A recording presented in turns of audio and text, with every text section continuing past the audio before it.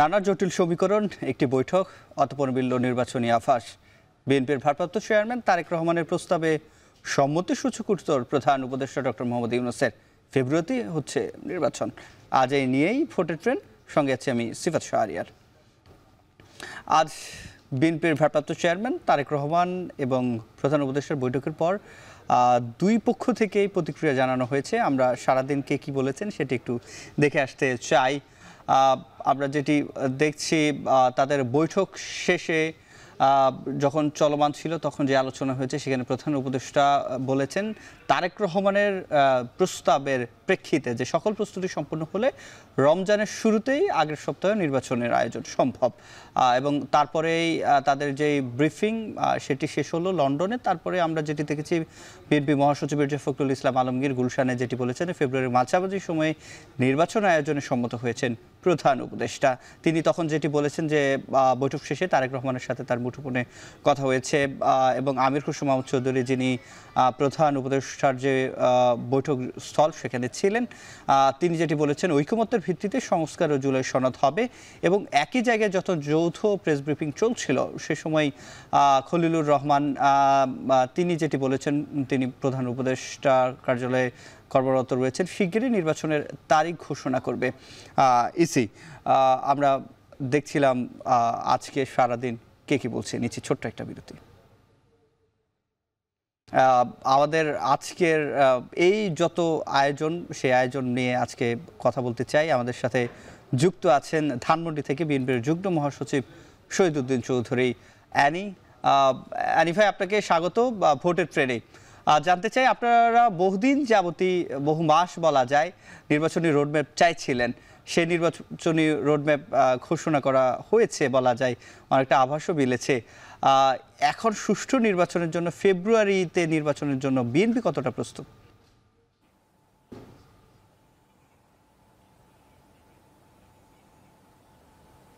জি, ধন্যবাদ। আপনারা জানেন যে বাংলাদেশ সরকারের প্রধান উপদেষ্টা প্রফেসর ডক্টর মোহাম্মদ ইউনূস এবং বিএনপির ভারপ্রাপ্ত চেয়ারম্যান জনাব তারেক রহমান অনেকটা বহু প্রত্যাশিতই বলবো যে এই বৈঠকটা নিয়ে সবার মধ্যে একটা উৎকণ্ঠা, উদ্বিগ্নতা ছিল। তবে আজকে খুব সুন্দর এবং একটা সৌহার্দ্যপূর্ণ পরিবেশে বৈঠকটি হয়েছে। এই বৈঠকের পর একটা প্রেস ব্রিফিংও আমরা দেখলাম উভয়ের। সেই প্রেস ব্রিফিং থেকে আমরা আরও বেশি সঙ্গে সঙ্গে যেটা জেনেছি এবং লাইভও যেটা দেখেছি, যতটুকু আমরা দেখতে পেয়েছি, পুরা দেশবাসী সেটা অবলোকন করেছে যে ভারপ্রাপ্ত চেয়ারম্যান জনাব তারেক রহমান তিনি প্রস্তাব করেছেন যে ফেব্রুয়ারিতে যদি নির্বাচনটা হয় রোজার আগে, তাহলে অনেক উদ্বিগ্নতা কেটে যায় এবং সময় উপযোগী হয়। এবং আমরা লক্ষ্য করেছি এর পরপরই প্রফেসর ডক্টর মোহাম্মদ ইউনূস উনি নিজেই বলেছেন যদি সকল প্রস্তুতি সম্পন্ন হয়, বিশেষ করে সংস্কার, জুলাই প্রক্লামেশন, বিচার, তাহলে সম্ভব, ফেব্রুয়ারিতে সম্ভব। আমরা রাজনীতিতে দেখুন গত 17 বছর আন্দোলন সংগ্রামের মধ্যে রয়েছি।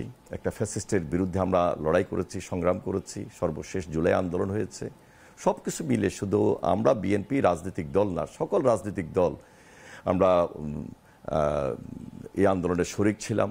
সেখানে ম্যাক্সিমাম দলগুলো সেই আন্দোলনে ছিল এবং আমরা যুগপৎ আন্দোলন করেছি। সর্বোপরি 5 আগস্টের পর এই যে অন্তর্বর্তীকালীন সরকার আসলো এবং সেই সরকারের কাছে ধারাবাহিকভাবে আমাদের প্রত্যাশার জায়গা থেকে দাবি অনেক ছিল। সেই দাবি অনুযায়ী আমরা হাসিনার বিচার, ফ্যাসিস্টের বিচার, সংস্কার, জুলাই প্রক্লামেশন সহ সর্বশেষ যে একটা গণতান্ত্রিক সরকারের নির্বাচন হয়, একটা জনগণের সরকার আসে, সেই নির্বাচনকে আমরা প্রাধান্য দিয়েছি। তো আমরা রাজনীতির মাঠে, সকল রাজনৈতিক দলেই এখন মাঠে আছি, সুতরাং আমাদের সম্পূর্ণ প্রস্তুতি রয়েছে। এবং যেহেতু নির্বাচন কমিশন তারাও ইতিমধ্যে তাদের আশাবাদ ব্যক্ত করেছেন ডিসেম্বর, জানুয়ারি, ফেব্রুয়ারি তাদের কোনো অসুবিধা নেই। যেহেতু এপ্রিলে দেওয়া হয়েছিল, সেই এপ্রিল কিছুটা উপযুক্ত সময় নেওয়া বিদায় আমাদের আহ্বান ছিল। সেই আহ্বানের পরিপ্রেক্ষিতে আমরা আশা করছি যে প্রধান উপদেষ্টা আমাদের ভারপ্রাপ্ত চেয়ারম্যানের প্রস্তাবে অনেকটা সম্মত হয়েছেন এবং আমার দৃঢ় বিশ্বাস আমরা সকল প্রস্তুতি সম্পন্ন করে দেশে একটা জনগণের সরকার প্রতিষ্ঠিত করব, একটা সুন্দর নির্বাচন হবে এবং এই নির্বাচনটা যেন একটা স্মরণীয় হয়ে থাকে। সেজন্য আমাদের পক্ষ থেকেও সকল আন্তরিকতা থাকবে। সকল রাজনৈতিক দল ইতিমধ্যে তারা তাদের প্রতিক্রিয়া ব্যক্ত করেছেন।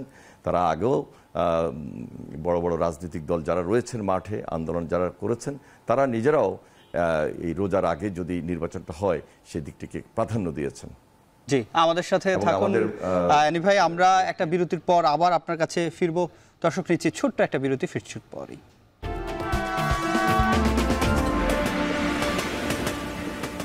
বিরতির পর আবারও স্বাগত। দেখছেন ফুটের ট্রেন। আমাদের সাথে যুক্ত আছেন বিএনপির যুগ্ম মহাসচিব। আমরা তার কাছে যেতে চাই।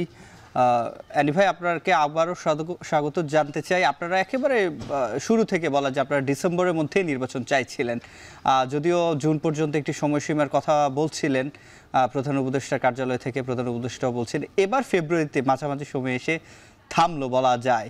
তো সেক্ষেত্রে আপনারা এখানে কি আপনাদের প্রাথমিক বিজয় বলবেন, নাকি আপনারা আপনাদের জায়গা থেকে সরে গেলেন?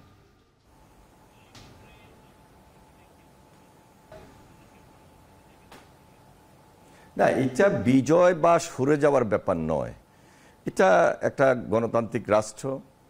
আমাদের পার্টির মহাসচিব আগে থেকে বলেছেন যে এই বৈঠক একটা টার্নিং পয়েন্ট হতে পারে এবং আজকে জনগণের মধ্যে, জাতির মধ্যে, দেশের মানুষের কাছে একটা স্বস্তির জায়গায় আমরা চলে এসেছি। এখানে গোদরে বসে থাকবো যে ডিসেম্বরেই হতে হবে বা এপ্রিলে হতে হবে, এরকম কোনো কথা না বলাই উচিত আমরা মনে করছি। তবে একটা উপযুক্ত সময় ফেব্রুয়ারি এবং সেটা রোজার আগে, সেটাকে সবাই বেছে নিয়েছেন এবং উভয়ের মধ্যে যে বৈঠকটির মধ্যে আলোচনা হওয়ার পর এই সিদ্ধান্তটি হয়েছে, এটাকে আমরা স্বাগত জানাই। আজকে গণতন্ত্রের বিজয় হয়েছে, বাংলাদেশের মানুষের বিজয় হয়েছে। আমরা এই বিজয়টাকে ধরে রাখতে চাই আমাদের কর্মের মধ্য দিয়ে এবং যেখানে একটা সুন্দর উৎসবমুখর নির্বাচন হবে, যে এই নির্বাচনের মধ্য দিয়ে বাংলাদেশটা একটা গণতান্ত্রিক সরকার প্রতিষ্ঠিত হবে, গণতন্ত্রের বীজ শক্তিশালী হবে এবং জনগণের সরকার প্রতিষ্ঠিত হবে ইনশাআল্লাহ। সকল রাজনৈতিক দল সেই প্রত্যাশার জায়গায় এক এবং ঐক্যবদ্ধ থাকবে। আপনারা জানেন যে আমরা 31 দফার মধ্যে উল্লেখ করেছি যে আমরা নির্বাচনের পরে, নির্বাচনের মধ্য দিয়ে যে সরকার আসবে, আমরা চেষ্টা করবো ইনশাল্লাহ সবাই মিলে একটা জাতীয় ঐক্যমতের সরকার গঠন করতে এবং সবাইকে নিয়ে আমরা এগোতে চাই ইনশাল্লাহ। জি, আজকে প্রেস ব্রিফিং এ আপনিও ছিলেন, দলের মহাসচিব যদি কথা বলেছেন, যেখানে অ্যানি ভাই যে বলেছেন যে ছোটখাটো যে কথাবার্তা হয়েছে এতদিন, সেগুলো ভুলে গিয়ে সকলকে ঐক্যবদ্ধ হয়ে জাতীয় স্বার্থে জাতীয় ঐক্যমত প্রতিষ্ঠা করার জন্য। আপনার কি মনে হয় এখন পর্যন্ত এই ফেব্রুয়ারিতে যে নির্বাচনের রোডম্যাপ দেওয়া হলো বা যে আভাসটি দেওয়া হলো, সেক্ষেত্রে জাতীয় ঐক্যমত সম্ভব?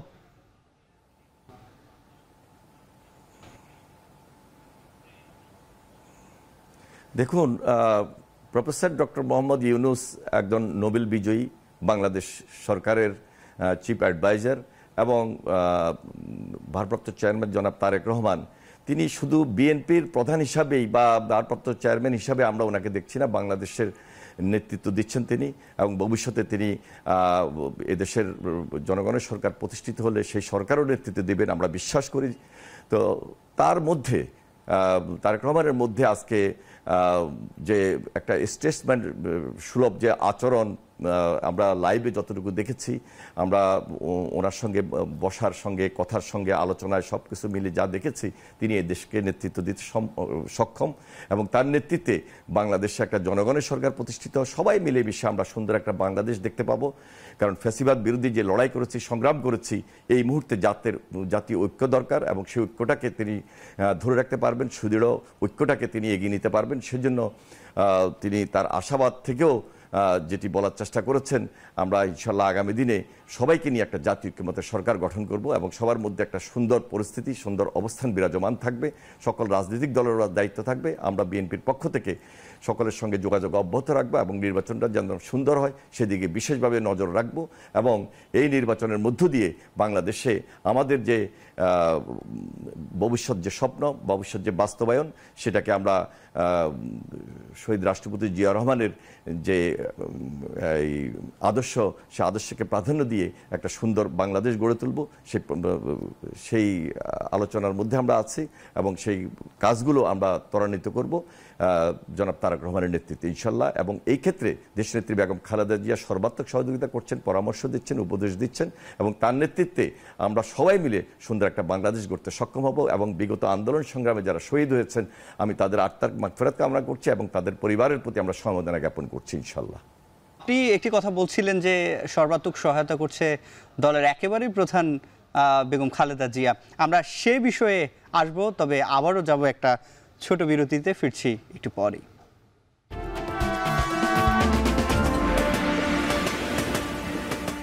স্বাগত আরও একবার। আপনারা দেখছেন ভোটের ট্রেন। আমাদের সাথে যুক্ত আছেন বিএনপির যুগ্ম মহাসচিব শহীদউদ্দিন চৌধুরী আনি। আনি ভাই, একেবারে শেষ পর্বে আপনাকে আবারও স্বাগত জানাচ্ছি। যেটি বলছিলেন যে সর্বাত্মক সহায়তা করছে বেগম খালেদা জিয়া, সেক্ষেত্রে কি বেগম খালেদা জিয়া ফেব্রুয়ারিতে নির্বাচন চাইছে বা চেয়ে আসছিল, এরকম একটা মনোভাবের কারণেই কি ফেব্রুয়ারিতে সবশেষ এরকম একটা রোডম্যাপ ঘোষণা করা হলো, নাকি অন্য কিছু?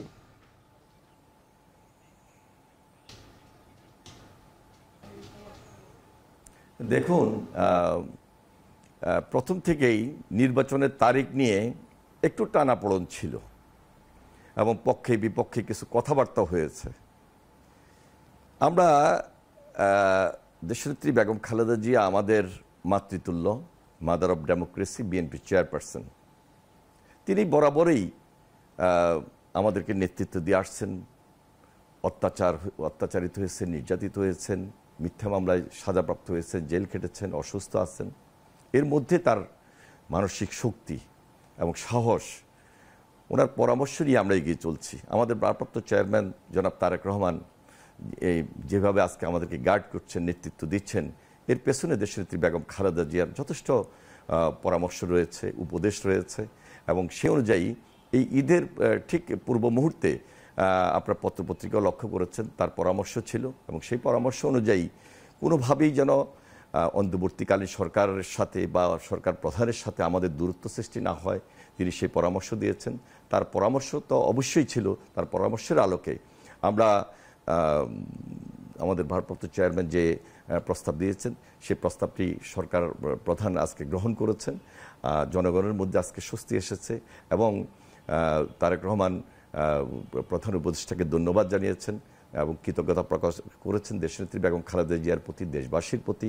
ঠিক আপনারা লক্ষ্য করেছেন যে যৌথ বিবৃতিটি এসেছে, সেই যৌথ বিবৃতির মধ্যে প্রফেসর ডক্টর মোহাম্মদ ইউনূস তারেক রহমানের প্রশংসা করেছেন, ওনাকে ধন্যবাদ জানিয়েছেন।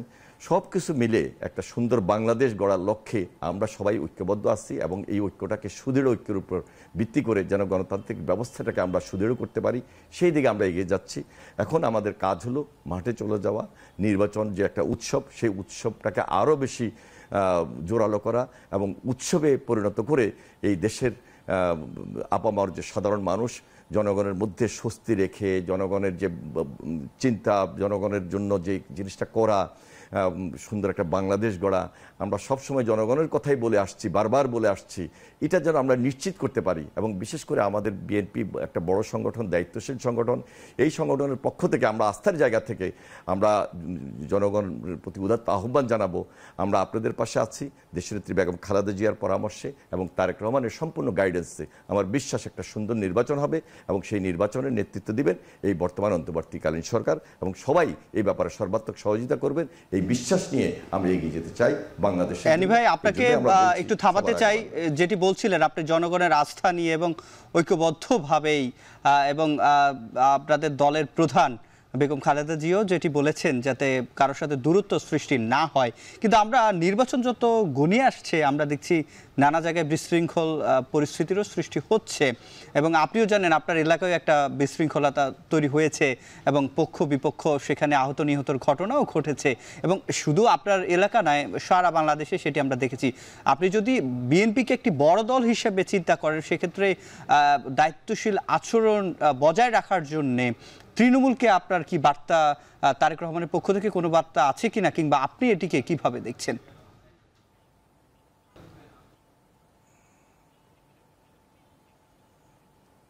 দেখুন 17 বছরের ট্রেন্ড 17 মাসেই কিন্তু শেষ হয়ে যাবে না।